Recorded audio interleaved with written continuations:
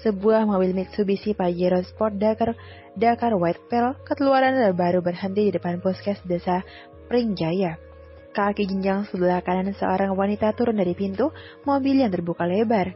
Sepasang kaki indah berbalut jeans belel dengan ujung terselip di dalam sepatu leather boots on wooden style merek Milika Drulovic menginjak kukuh di atas tanah perkarangan puskes terpencil itu.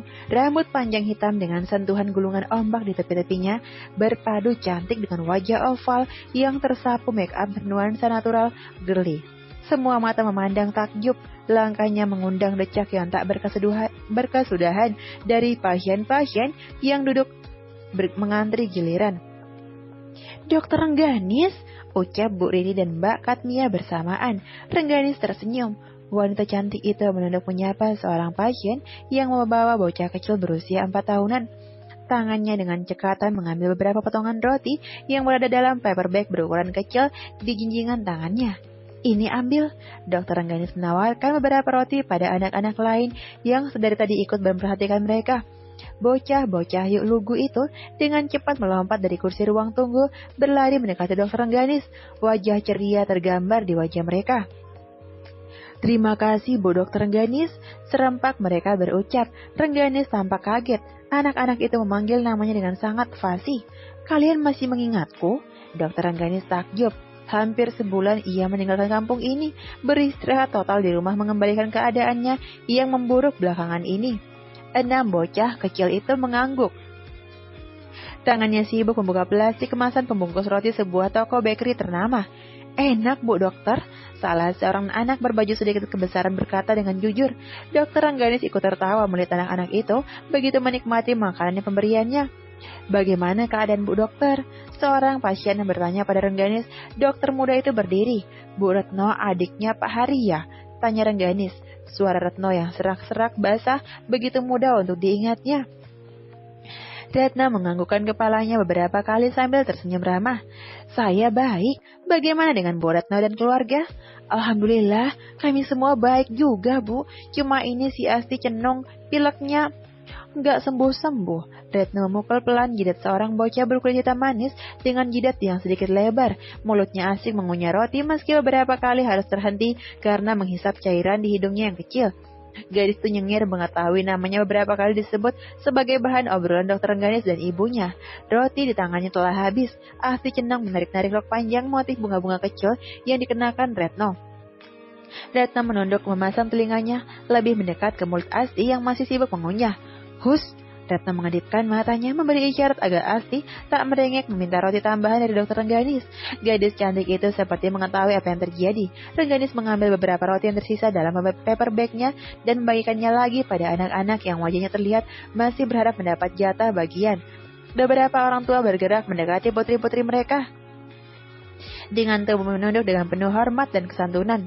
Mereka memohon maaf atas dan merayu anak-anak untuk mengembalikan roti yang telah diberikan Dokter Rengganis untuk kedua kalinya itu. "Tidak apa-apa Bu, benar nggak apa-apa, biar buat mereka, saya senang melihat mereka bahagia. Saya masih punya beberapa di mobil, nggak apa-apa." Rengganis melarang anak-anak yang berniat mengembalikan roti, namun dengan wajah memelas masih menginginkan roti di genggaman tangannya. "Terima kasih Bu. Maaf jadi ngerepotin Bu Dokter." Bu Haji ikut bersuara. Salah seorang cucunya ada di barisan anak-anak itu. "Tidak apa-apa Bu Haji. Bagaimana kabarnya?" "Baik," tanya Rengganis ramah. "Asam urat saya ini kayaknya kumat lagi Bu," cerita Bu Haji Desmi, salah satu penduduk desa Pringjaya yang memiliki kehidupan lumayan mampu. Wanita ini aktif di kegiatan masjid dan kegiatan sosial desa lainnya. Rengganis pernah memeriksa keluhan asam uratnya sebelum peristiwa menakutkan itu terjadi. "Nanti biar kita cek lagi ya Bu Haji." Rengganis tersenyum manis. "Bu Retno terima kasih atas bantuan waktu itu hingga Kapten Diru dan teman-temannya bisa menemukan kami atas laporan Bu Retno." Retno yang diucapkan terima kasih malah manyun. Ia mengingat jelas peristiwa sebulan lalu, peristiwa yang sempat menggegerkan warga desa. Namun sejak peristiwa menakutkan itu terjadi, tidak ada lagi berandal kampung yang berani menunjukkan dirinya. Semua biang rusuh dan maling sudah tak ada lagi. "Jangan bilang begitu Bu Dokter, saya tidak melakukan apa-apa kok Bu, beneran." Retno menjawab dengan malu-malu. Wah, rupanya ada wanita cantik yang datang. Pantas Mentari agak redup hari ini. Rupanya ia sedang memburu padamu. Cemburu padamu, Rengganis. Seorang laki-laki tampan keluar dari ruang pemeriksaan umum. Fatan? Rengganis terbelalak. Ia tak pernah menyangka laki-laki yang pernah menjadi cinta monyet ini tiba-tiba hadir di hadapannya. Kamu dokter juga? Rengganis berjalan mendekati laki-laki berkulit putih dan bertumbuh tinggi dengan jas dokter melekat indah di tubuhnya. Fatan mengangguk, mengangkat kedua tangannya setinggi dada, seolah-olah sedang menunjukkan jawaban atas pertanyaan Rengganis dengan gerakan sederhananya itu. Demi kamu, jawab Fatan dengan wajah semeringahnya. Rengganis meninju lengan Fatan. Mereka berdua asik merasakan atmosfer kehangatan yang membawa memori remaja mereka kembali ke ujung mata. Tanpa mereka sadari puluhan mata memperhatikan mereka. Maaf Bapak, Ibu. Rengganis menundukkan kepalanya saat menyadari obrolannya dengan Fatan membuat beberapa pasien menunggu. Silahkan teruskan, nanti akan kita sambung lagi. Saya ingin berjalan-jalan sebentar. Rengganis buru-buru permisi. Fatan melambaikan tangannya, dari wajahnya yang tampan tersimpan rasa tak sabar untuk segera berbincang kembali dengan wanita yang telah dirindukannya bertahun-tahun itu. Dokter cantik itu berjalan melewati koridor kecil di sebuah ruang tunggu. Lorong berukuran 1,5 meter itu kini terasa lebih luas. Rengganis merasakan ada sosok yang telah dikenalnya sejak lama di sini. Setidaknya rasa kesepiannya akan sedikit terobati. Bibir Rengganis senyum kecil mengingat betapa konyolnya pertemuan pertamanya dengan Fatan sebagai siswa baru yang sedang mengikuti masa orientasi.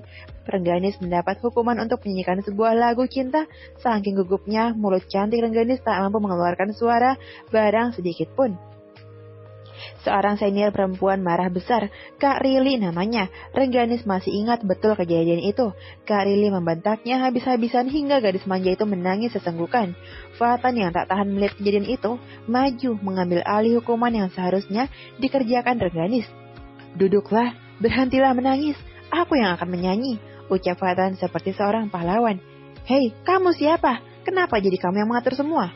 Kak Rili bertambah marah dan memberikan tugas tambahan yang harus mereka kerjakan bersama. Sebagai siswa baru yang belum hafal seluk-beluk sekolah, mencari 100 jenis tanaman yang berbeda di lingkungan sekolah mereka menjadi tugas yang teramat sulit. Ingat, jika belum genap 100, kalian tak diizinkan kembali ke kelas, teriak Kak Rili berang.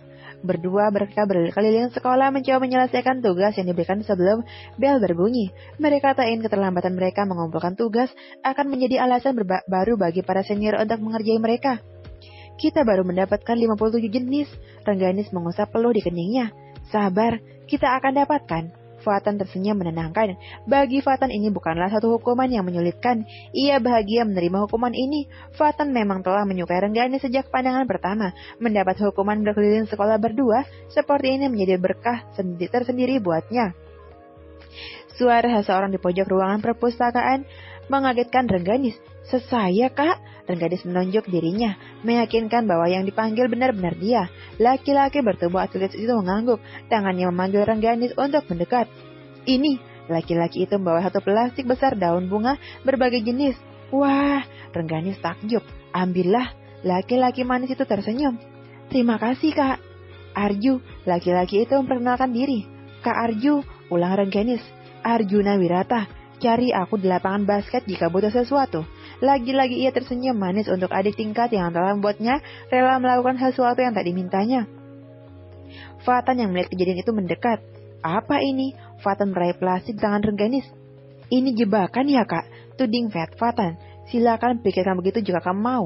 Senyum manis Arju tiba-tiba berubah menjadi senyum persaingan. Sudah, yang penting kita selesaikan dulu tugas kita. Terima kasih, Kak. Rengganis menarik tangan Fatan untuk segera kembali ke lapangan bola tempat seluruh murid baru berkumpul. 112, hitung Rili. Hebat, kalian tahu tempat tumbuh-tumbuhan ini bisa ditemukan. Mata Rili memicing tak percaya. Fatan dan Rengganis hanya menunduk. Pasti ada yang membantu. Mulut Rili siap-siap mengoceh lagi. Sudah, bagaimanapun mereka menemukannya tak penting. Yang paling utama mereka telah berhasil menyelesaikan misi yang kita berikan. Fardan, sang ketua OSIS menengahi, Silakan kembali ke kelompok kalian, Rengganis, Fatan. Fardan terlihat begitu bijaksana. Cahaya matanya yang dalam menyeretkan rasa penasarannya pada sosok Rengganis, siswa baru yang diterima melalui jalur prestasi dengan nilai tertinggi di kotanya bahkan tingkat provinsi. Dengan background keluarga terpandang dan wajah cantik, serta segudang prestasi membuat nama Rengganis melejit dengan pesat di kalangan peserta dan panitia orientasi. Banyak murid laki-laki yang berusaha menarik perhatiannya sejak dari hari pertama. Seperti yang dilakukan Fatan, Arju juga Fardan. Hal ini adalah nilai yang membuat Prilly dan teman-temannya merasa tersaingi dengan kehadiran Rengganis yang tampil alami tanpa riasan yang berlebihan. Jangan lupa like, subscribe, tekan loncengnya, dan terima kasih sudah menonton.